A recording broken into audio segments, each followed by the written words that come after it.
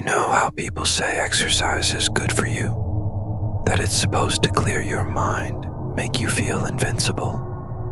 Well, I used to believe that too, until the night everything changed. It all started on a Wednesday evening. Work had been brutal that day, and I needed a way to blow off steam. I decided to go for a run. I live in a small town where nothing ever happens, and the streets are usually deserted after 9 p.m. Perfect for a quiet, uninterrupted jog. I laced up my running shoes, plugged in my earphones, and headed out. The air was crisp, and the full moon bathed the empty streets in a silvery glow. My usual route took me through the town square, past the old church, and into the outskirts where the houses became sparse. There's a wooded area there that I loved. It always felt like an escape from reality. As I entered the woods, I felt an odd chill run down my spine. It was strange because I had taken this path countless times before, and it had always been a place of solace for me. I shrugged it off, blaming it on the cool night air, and pushed forward. About 10 minutes in, I started to feel uneasy. It was an inexplicable sense of being watched. I paused, pulling out one earphone, and listened. Nothing. Just the rustling of leaves and my own breathing. I shook my head, laughing at my own paranoia, and continued. Then, out of the corner of my eye, I saw something move. I whipped my head around, heart pounding, but saw only shadows. It's nothing, I told myself, trying to stay calm. But the uneasy feeling grew stronger. The path ahead split into two. One led deeper into the woods, the other looped back towards town. For some reason, my feet took me down the dark path. As I ran, the trees seemed to close in around me, their branches like skeletal hands reaching out. The moonlight barely penetrated the thick canopy, casting eerie shapes on the ground.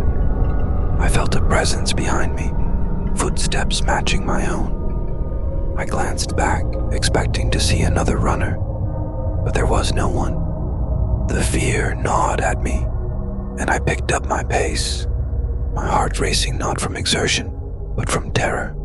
Suddenly, my music cut out, placed by a low static hum. I fumbled with my phone, but it was dead. Just great. I shoved it into my pocket and kept moving, the static still echoing in my ears. The footsteps grew louder, closer.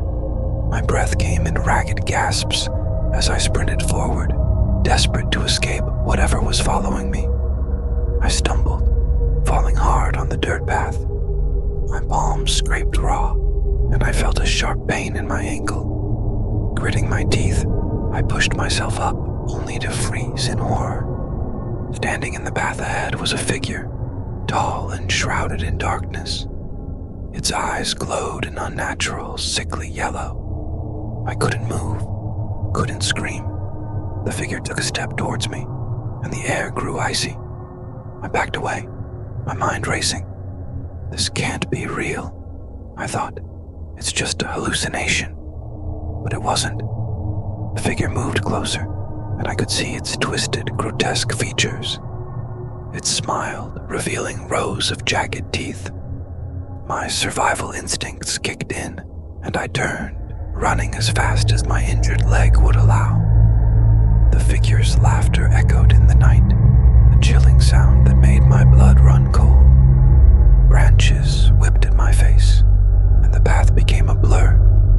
I could hear the figure behind me, gaining ground. My lungs burned, and my vision blurred with tears.